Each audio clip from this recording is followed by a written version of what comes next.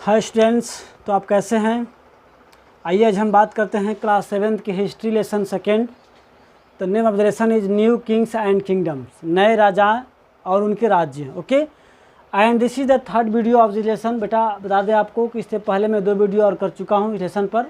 अगर आप उसको नहीं देखें तो जाकर यूट्यूब से देख लें, ताकि आपको नेक्स्ट की स्टोरी जो मैं पढ़ाने वाला हूँ वो क्लियर समझ में आ जाए। Okay, and today topic is a closer looks. आज हम एक स्पेशल या विशिष्ट कर सकते हैं राज्य के बारे में देखेंगे, the चोल्स। Okay, from Uraiyur to थांजौर, यानी कि हम एक राजवंश के राज्यों को देखने वाले हैं।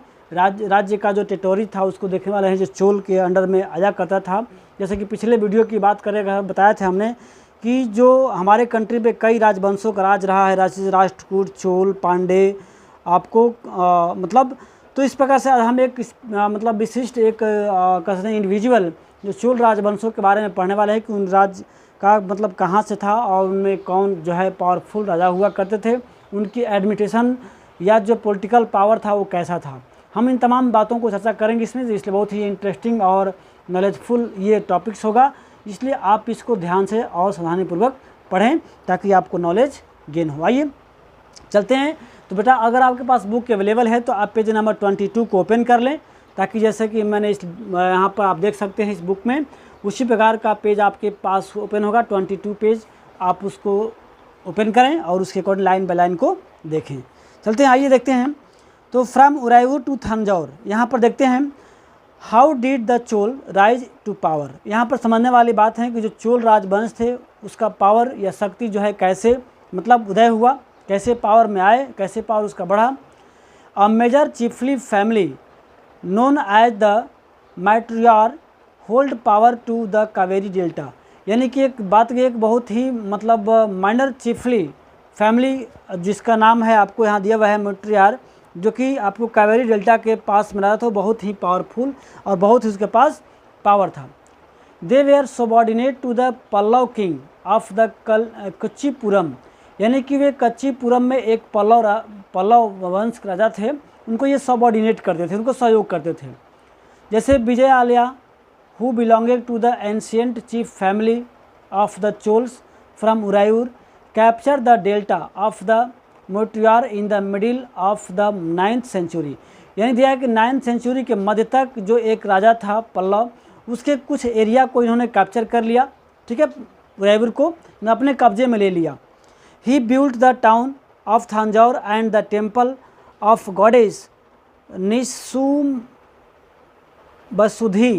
यहाँ पर मतलब वहाँ पर एक नियम दिया है, टेम्पल जो बनाए और इस यहाँ पर थांजौर में। और he the successor of Vijayalaya conquered the neighbouring regions and the kingdoms grew in size. देखिए स्टार्टिंग में क्या होता है कि कई अलग राजा जो होते थे अपने पड़ोसी राज्य पर हमेशा आक्रमण करते थे, अपने धन संपत्ति के लिए, उनके एरिया के लिए। जैसे मान लीजिए कि एक यहाँ एरिया है, एक यहाँ राज्य है और इधर भी एक राज्य है, अलग अलग कई किंग का किंगडम है। तो ये क्या करते थे कि एक जो किंग है दूसरे पर आक्रमण करते थे। जैसे मान लीजिए कि इन्होंने है देखा कि छोटा स्मॉल कंट्री एरिया है तो इस पर क्या किए, इसको आक्रमण कर दिए। अगर ये कंट्री हार गया, वहाँ किंग हार गए, तो अब इसका क्या हो गया, अब इसका एरिया यहाँ से लेकर के यहाँ तक लार्ज हो गया। तो अभी जो यहाँ का किंग था ये पूरे लार्ज एरिया का ऑनर हो गया। ठीक है, अब यहाँ के लोग इसके अंडर में आने लगे, टैक्स देने लगे, इसका पावर जो ज़्यादा बढ़ गया। अब क्या किया कि इसका मन बढ़ा, चलो भाई थोड़ा इस पर देख लेते हैं। तो अब फिर दूसरे कंट्री पर भी अटैक करता था। इस तरह से एक किंग दूसरे किंग पर क्या करते थे, अटैक करते थे और उस राज्यों को अपने अंदर में कंट्रोल कर लिया करते थे। ये प्रक्रिया हमेशा चलती रहती थी एक दूसरे राज्य के। अपने पिछले वीडियो में भी मैंने इसको पढ़ाया और समझाया भी है, उस प्रकार चलती रहती थी। तो अभी जो है क्या किए पहले कि पल्लव वंश के ऊपर जो है अटैक किए और उसका एक छोटा सा पार्ट्स अपने कब्जे में कर लिया और वहाँ पर एक मंदिर का निर्माण कर लिए। उसके बाद जैसे जैसे इसके सक्सेसर थे जो उसके उत्तराधिकारी आते गए विजयालया के, वे नेबरिंग रीजन को अटैक करते गए, मतलब कन्क्वेर करते गए और किंगडम ग्रीव इन साइज, और इसका राज्य जो है जैसे बड़ा होते गया, साइज और पावर भी बड़ा होते गया। The Pandyan and the Pallava territories to the south and the north were made part of this kingdom. धीरे धीरे पल्लव वंश और पांडे वंश का जो साउथ और नॉर्थ का जो पार्ट्स था इस किंगडम में आते गया, इनकी राज में आते गया। इसमें राजा राज 1 जो है consider the most powerful Chola rulers, यानी कि सबसे जो चोल वंश में सबसे इम्पोर्टेंट एंड पावरफुल रूलर्स था, उसका नाम था राज राजा फर्स्ट, याद रखना आप लोग। अतः कि who is the most powerful rulers of the Chola dynasties, इसमें आप क्या कहेंगे, Rajaraja first. Become the king in 985 and expanded control over most of this areas, यानी कि इनकी जो शासनकाल थी लगभग 985 तक थी, और इसके शासनकाल में जो है बहुत सारे एरियाओं को कंट्रोल किया गया, यानी कि अपने राज्य को विस्तार किया इन्होंने। He also recognise the administration of the empire, इनकी पहचान एक और जो इनकी प्रशासनिक जो व्यवस्था थी उसकी वजह से भी इन्हें बहुत ज़्यादा पहचान मिली है।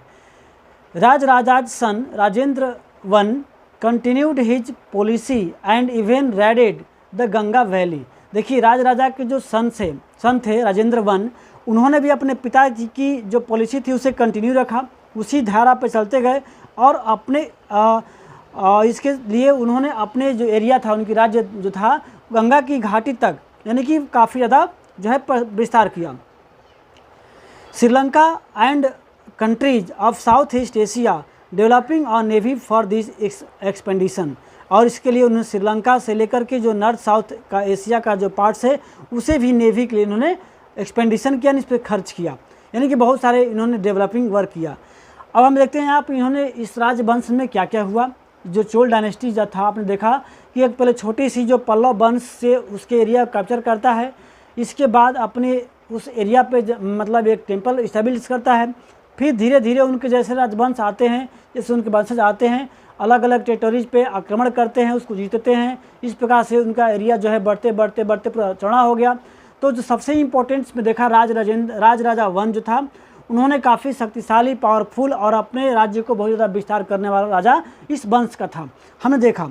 लेकिन अब हम वन बाय वन इसके बारे में पढ़ेंगे और देखेंगे कि आखिर इन्होंने कौन कौन से कार्य किए, क्या क्या इन्होंने विस्तार किया। देखते हैं। Splendid temples and bronze sculpture, यानी कि कह सकते हैं बहुत बृहद इमारत जो मंदिर कह सकते हैं, भव्य बृहद मंदिर, और ब्रोंज जो कांस्य की जो इनकी कला थी, कलाकृति थी, उसके बारे में चर्चा करते हैं। The big temples of Tanjore and Gangaikonda Cholapuram, Gangaikonda Cholapuram जो ये इनका स्कल्पचर था, built by Raja and Rajendra are architectural and sculptural marvels, यानी जो यहाँ पर बड़े बड़े टेम्पल जो तंजौर में थे या गंगाईकोंडा में थे, चोलपुरम में, वो राजा और राजेंद्र राज वन दोनों ने मिलकर इसको बनाया था। Chola temple often becomes a nucleus of settlement which grew around them. These were centered to craft production. Temples were also endowed with land by rulers as well as others. जैसा कि हमने पिछले भी क्लास 6 में पढ़ा था कि जो जहाँ टेम्पल्स हुआ करते थे वहाँ का एरिया जो है डेवलप हो जाता था, वहाँ बहुत से लोग रहना स्टार्ट कर देते थे, वहाँ सेटलमेंट ज़्यादा हो जाया करती थी।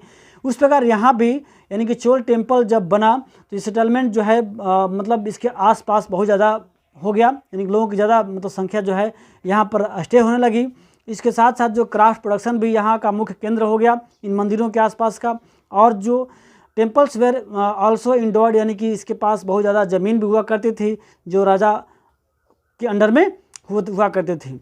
The production of this land, और इस मंदिर के नाम पे जो लैंड या ज़मीन हुआ करती थी उसमें कुछ ना कुछ प्रोडक्शन होता था, उसके लोग जो है उसको ग्रो करते थे। तो जो उसका प्रोडक्शन होता था वो आपको टेम्पल्स या अदर चीज़ों के मेंटेनेंस में खर्च की जाती थी। Went to the maintaining all the specialist who worked at the temple and every often lived near it. जो इस नज़दीक में, यानी जैसे पुजारी हो गए, गार्लैंड मेकर हो गए, कुक्स हो गए, स्वीपर्स हो गए, म्यूजिशियंस हो गए, डांसर हो गए, etc, यानी कि इन लोगों पे जो है उस लैंड का प्रोडक्ट खर्च होता था। In other words temples were not only the place of worship, they were the hub of the economic social and cultural life as well. यानी कि मंदिर केवल पूजा पाठ कहीं स्थान नहीं था, जबकि वहाँ बहुत सारे चीज़ें हुआ करती थी। जैसे इसके अलावा जो है इकोनॉमिक का भी, जैसे हम देखा कि बहुत सारे लोग चाहते हैं चढ़ावा चढ़ाने, गिफ्ट करते हैं, या फिर बहुत सारे लोगों को रोजी रोजगार भी मिल जाता है। तो इसके साथ बहुत सारे एक्टिविटीज़ मंदिर के पास हुआ करती है। Okay, Among the craft associated with the temples, the making of bronze image was the most distinctive. Chol bronze image are considered among the finest in the world. यानी कि इसके अलावा जो चोल राजवंशों का जो क्राफ्ट था वो ब्रोंज का यानी कांस्य का, तो वो भी बहुत ही अद्भुत था, पूरे दुनिया में कह सकते हैं वो एक अद्भुत चीज़ था जो यहाँ पर सबसे फाइनेस्ट क्वालिटी का हुआ करता था। While the most image were of deities, sometime image were made of the devotees as well. यानी कि जो ब्रॉन्ज में ही बहुत सारे भगवान का, देवी देवताओं का, अपने आराध्य देवों का भी यहाँ पर मिलता है। तो यहाँ पर नेक्स्ट टॉपिक जो है एग्रीकल्चर एंड इरीगेशन, यानी कि चोल राजाओं द्वारा इरीगेशन और एग्रीकल्चर की क्या व्यवस्था की गई थी, हम तमाम चीज़ों को पढ़ेंगे। इसके बाद पढ़ेंगे द एडमिनिस्ट्रेशन, यहाँ के राजा जो किंग थे उनके शासन करने के क्या तरीके थे, क्या प्रावधान थे, इन तमाम चीज़ों को हम देखेंगे नेक्स्ट टॉपिक में। तब तक आप इसको पढ़ते रहिए और इसको ध्यान देते रहिए। Okay, good bye.